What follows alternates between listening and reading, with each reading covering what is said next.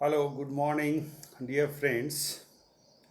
As you know very well that we have been trying to analyze the poem Thoughts in the Garden or The Garden written by Andrew Marvell. Yesterday we completed the four stanzas of this poem and a little introduction about the poet and the poem.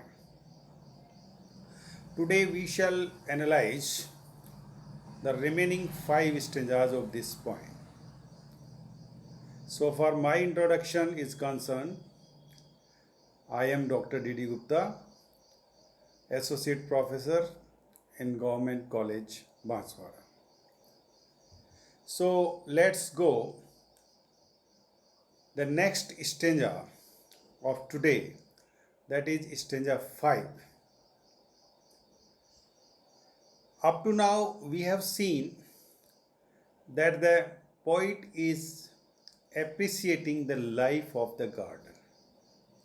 He feels extremely very delight, pleased and happy after the retirement from the job, from the society, from the works, and reposing himself in the lap of the garden. So he is a true lover of nature. He is a romantic lover of nature.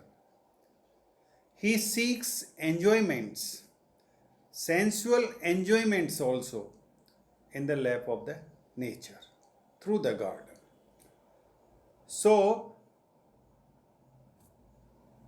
in our previous stanzas, he also compared the life of the garden with the life of the society.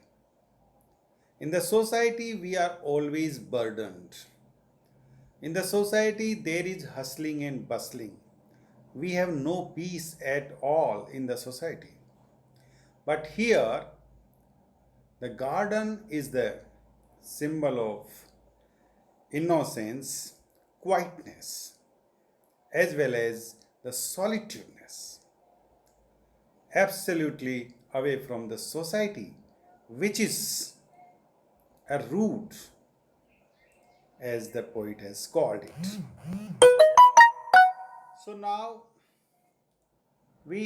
let's go with the stanza 5. What wondrous life in this I lead. Ripe apples drop about my hat. The luscious clusters of the vine upon my mouth do crush their wine. The nectarine and curious speech into my hands themselves do reach, stumbling on melons as I pass, ensnared with flowers I fall on grass. So now the poet is physically and completely in the lap of the garden, and there what he experiences, what he feels, that is being described in these lines. He claims that he gets wonderful enjoyment in the garden, and he also spends a great time, good time in the garden. So, describing the garden, he says what are the things that are happening in the garden and how he enjoys. So, he describes how the ripe apples come down, drop down to him automatically. No one is cutting them, and the sweet bunches of the grapes which are there, and he's lying under them. So the sweet bunches of the grapes drop their juice into his mouth spontaneously, automatically, without any labor. So the juice is coming down from the grapes, and since the poet is lying there, so it comes directly into his mouth. Then he describes how the nectarine and other wonderful peaches, they also come down into his hand automatically. He is not doing any labor. So this is how he describes the garden, how he enjoyed the pleasures of the garden. He is ensnared, he is mesmerized by the objects of the garden. So he is not doing anything to get them, he is getting them automatically. Then he also says and describes in these lines that when he walks around in the garden, he finds delicious melons at every step. So wherever he walks, the watermelons, the trees, the plants of the watermelons are everywhere, and they come they come at every step, and these are very delicious. And then the garden is also decorated. The garden is also developed with multicolored flowers, which enchant his eyes, which affects his eyes, which gives pleasure to his eyes. And that is so much that he often cannot help falling down on the soft cover of the green grass. So the grass is also green. The beautiful multicolored flowers are there. They are also leaving their fragrance. So the scene is totally miraculous. The scene is very magical, and the poet is impressed absolutely by the scene of the garden.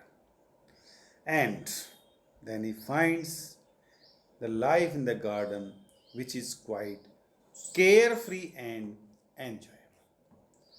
So these were the lines that we have tried to analyze. What wondrous life in this I lead. So the poet is leading a wonderful life in the garden. And what is that? That the ripe apples are dropping down upon his head automatically. The luscious cluster of the wine, that is of the grape wines, is coming into his mouth automatically. And the nectar and other curious speech, they also come down into his hand automatically. And therefore, then he describes that wherever he goes into the garden, he is stumbled. अर्थात जहाँ जहाँ जाता है हर जगह उसके पैरों में जो है कि मेलन के जो ट्रीज हैं और जो प्लांट्स हैं वो उसके आते हैं, उनकी उसको ठोकर जो अपन कह सकते हैं वो लगती है, उनसे वो गिर भी जाता है. Stumbling on melons as I pass, ensnared with flowers and totally ensnared with the fragrance of the flowers. Everywhere there are the flowers. And he is so much ensnared and charmed that he falls on the green grass of the garden. So here we see how the poet is enjoying the pleasure of the garden, as well as he is depicting the beauty of the garden, the beauty of the nature that we are losing, that we are not enjoying. Now come with the another stanza, that is the stanza 6. Meanwhile, the mind from pleasure less withdraws into its happiness. The mind that ocean where each kind does straight its own resemblance find. Yet it creates transcending these far other worlds and other seas, annihilating all that's made to green thought in a green shade. So when the poet or the speaker is walking around in the garden, going here and there, having pleasures of different kind of fruits and flowers, having the fragrances, ensnared and charmed by the magical fruits and flowers of the garden. Now he says that during that time my mind from pleasure less withdraws into its happiness. The mind which does not have much pleasure as physically he has, so it withdraws now into its happiness. It also comes and enjoys the happiness of the garden. So the various objects of the garden that rises from physical or sensuous to super sensuous. So here the poet says that he is not only enjoying the pleasure of the sensuousness, but since the mind is also involving there, therefore his pleasure is more sensuous, super sensuous, or we can say that is supernatural. We can say that is the spiritual, since his mind is also taking a dip into the pleasures. So while enjoying these external pleasures, the poet says that his mind withdraws the physical enjoyment and this mind creates its own happiness instead. So mind withdraws itself from the physical enjoyment. Physical enjoyment mind नहीं प्राप्त कर रहा है, mind is creating its own pleasures, own happiness there. So here the poet regards the mind as ocean, and in the ocean we can look our face. Ocean is just like a true mirror. So the mind is also like a true mirror where we can see ourselves. True and real images are created there. He talks about the enlightened state of mind which begets spiritualism. So his mind is also enlightened in the garden, having the physical pleasures as well, and then it begets spiritualism. That is, it takes the pleasure of the spiritual. So now the poet's pleasure, physical pleasure of the garden, turns into the spiritual pleasure as well, because the mind is totally concerned and relates to the spiritual. Or in this way, when the process this goes on further, the physical world or the sea is destroyed. So now the physical pleasure that he was enjoying, he was falling down, he was ensnared, his eyes were also getting pleasure and enjoyment, and his mouth. So we have the physical pleasure. The poet has the sensual pleasure in the garden. Sensual pleasure, the pleasure of the nose, that is the smelling, the pleasure of the taste, that is the juice is dropping into his mouth, that is the pleasure of touch, that the things are coming down directly into his hands, the pleasure of seeing, that is he is enjoying looking the beautiful sights of the garden. So these all are the sensual pleasures, that is they gratify our senses. But now the mind is also there, and the mind is creating itself its own world, and there he is, or the mind is enjoying the spiritual pleasure. Means the poet now getting the spiritual pleasure from the garden. The physical pleasures are no more there. They turns into the spiritual pleasure. So senses joys now turns into the spiritual happiness. And this is impact on human personality, that is the spiritual as well as the physical, and this impact is of the garden, the impact of the beauty of the garden, impact of the nature. Now we have stanza 7 of this poem. Here at the fountain's sliding foot, or at some fruit tree's mossy root, casting the body's waste aside, my soul into the boughs does glide. There like a bird, it sits and sings, then waits and combs its silver wings, and till prepared for longer flight, waves in its plums the various light. Here at the fountain sliding foot. So now again he is describing the fountain. The fountain is there in the garden. Or at some fruit tree's mossy root, casting the body's waste aside. So the nearby the fountain or nearby the tree's mossy root, the poet is also stressing his body, that is, he is lying down there. And when he is lying down there, in a complete peace, in a complete silence, what happens? He says, my soul into the boughs does glide. His soul now goes into the bough, gliding into the boughs. That is, leaving his body, my soul now flies away. How?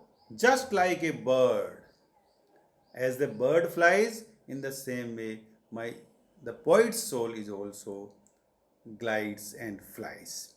And there at the boughs of the trees, शाखाएं, उन पे जाके ये बैठ गई है, उसकी आत्मा भी जैसे पक्षी बैठते हैं, एंड वहाँ बैठ करके that it is also singing just like the bird sings. Then waits, then again flirting, flirting means फड़फड़ाना, जैसे उड़ने की तैयारी करना. Then again combs its silver wing. Then again the silver wings of the spirit, the silver wings of the soul, they combs, वापस से जो है कि वो ठीक हो करके, जैसे मोर जो है कि अपनी पंखुड़ियों को समेट लेता है, इन द सेम वे उसकी जो सोल है वो उन पकड़ियों को फैलाती भी है और वापस से उसको समेट भी लेती है. कब तक? And till prepared for longer flight, जब तक कि it prepares itself for the longer flight, waves in its plums the various light, and then it also waves various lights through its plums. Plums कहते हैं, जैसे मोर की जो पंखुड़ियों का जो ग्रुप होता है उसको plums कहते हैं. तो here in this stanza what we see, that the poet is comparing his own soul with the bird. With the bird, as the bird is preparing for the flight, for the fly into the sky, and preparing how? That is sometimes combing his silver wings, sometimes waiting, and then getting ready for the flight. In the same way, the poet says that in the amidst of the garden, his soul also gets ready for the next flight, for the another world, leaving his body senselessly there in the garden. That is, his soul is also getting ready for the next world, that is the heaven. Okay, now we come the stanza 8. I hope that you have been following with me. So this was the description the poet has given us through the garden, how his soul leaves him and takes a voyage or journey for the next world, that is the heaven. Now he says, such was that happy garden state. So, such was a very happy, beautiful state of the garden, that life of the garden that he enjoyed. While man there walked without a mate. So, this happy garden, this happy state of the garden can also be enjoyed without a mate. You need not have a friend with you or the company with you. If you are alone, you can enjoy it better. After a place so pure and sweet, what other help could yet be meet? So, because this place is absolutely pure and sweet, therefore, we don't need any other help to meet the pleasure of this place. You can enjoy the pleasure of this place yourself alone. You need not have a company of anyone, because such quietness, such innocence, such pleasures of the garden can only be enjoyed when you are alone. Because when you are in the company, you won't enjoy it very much or properly, because you will talk with your friend, and when you talk, when you gossip there also, then you cannot enjoy. So one must walk, one must have also morning walk as we have, or in the garden alone. If you are alone, you can enjoy the beauty of the garden, the pleasures of the garden, the sensual pleasure of the garden, as well as the spiritual pleasure of the garden yourself alone. But it was beyond a mortal share to wander solitary there. So, solitary means alone. Although it is very difficult for us to walk alone, so we always share with someone. Two paradises it were in one, to live in paradise alone. So here the poet says that the garden is itself just like two paradises, where one, in fact, it was two paradises in one. In the garden itself has two paradises. One that we are enjoying there, the other one that is in our mind. Because the mind is very powerful. So you have the physical pleasure as well as the spiritual pleasure. So in this way, the garden itself has two paradises. Okay, now we have the final stanza of this poem, stanza 9. How well the skillful gardener drew of flowers and herbs this dial knew, where from above the milder sun does through a fragrant zodiac run, as it works, the industrious bee computes its time as well as we. How could such sweet and wholesome hours be reckoned but with herbs and flowers? So this is the final stanza of this poem. Here in this final stanza, the poet thinks that all trees and plants as well as the flowers, they have been properly arranged, nicely arranged in the garden by someone. And who is the someone? Most probably The gardener. So the gardener has arranged the garden very nicely and very properly. Everything, trees as well as plants as well as flowers, they have been arranged in the rows, having the gaps, similar gaps. So this work is a kind of, this is a skillful work. It's not a simple work, but it seems to be skillfully planned work of an expert gardener. In the same way, here the poet means to say that the goat is also a skillful planner or an expert gardener. As the garden has been decorated and properly arranged, in the same way, the God has also created everything in this world and have been properly arranged. He has arranged everything properly in this world. So the garden, as the garden looks beautiful and charming, in the same way, the world also looks very beautiful and charming. So it appears to have got a facelift.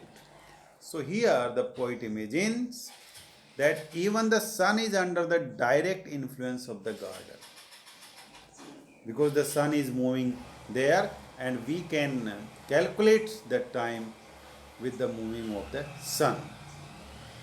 It does not throw dazzling light on it. So sun is also moving upon the garden, but the sun is not dropping. The sun is not sending its beams, its heavy beams on the garden or in the garden. Dazzling light. It's not throwing its dazzling light on the garden. But the rays of the light falling on or in the garden, they are very soft. They are very soothing.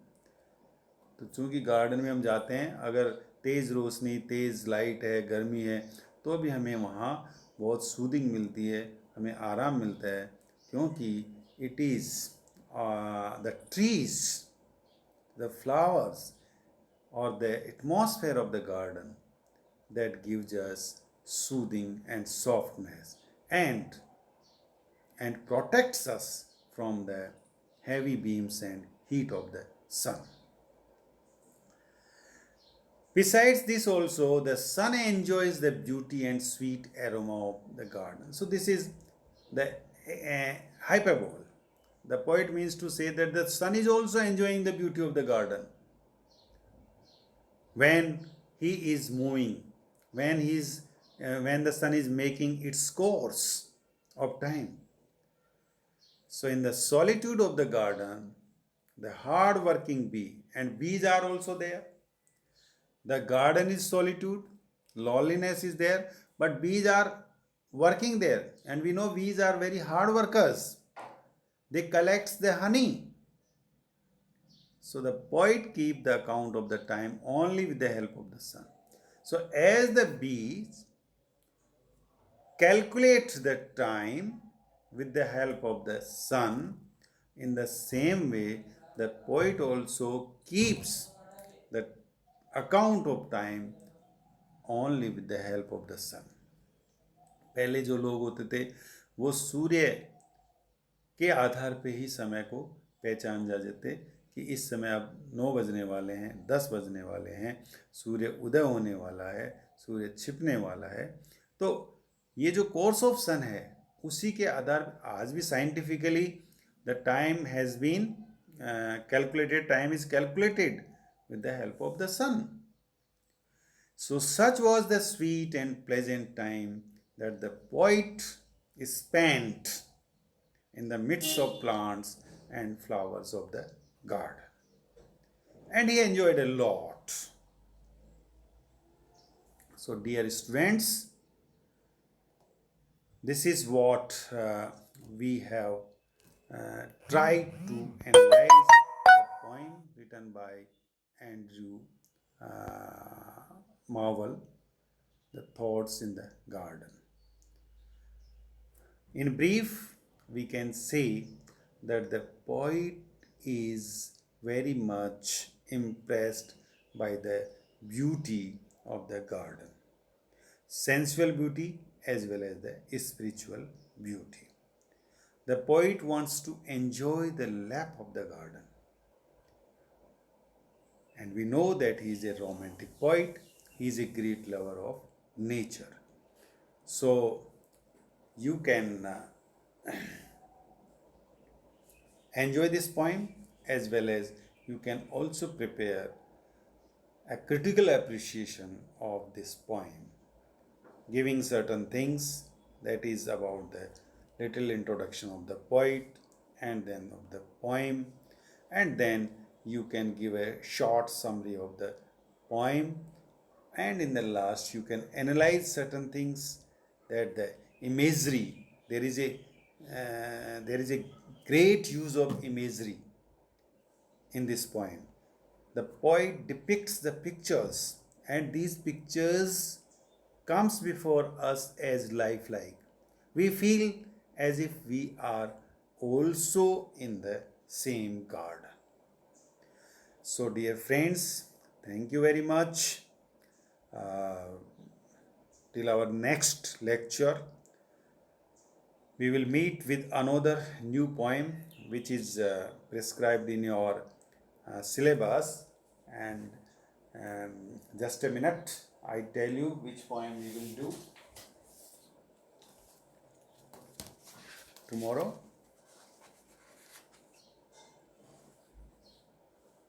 We will do Wordsworth's poem, Lines Composed Above Tintern Abbey. So the poem is also known as the Tintern Abbey. So we will move towards Wordsworth. In fact, this paper of your class BA Part 2 is having the romantic poets specifically in your syllabus. So although we started with Donne, John Donne, John Donne is not a romantic poet.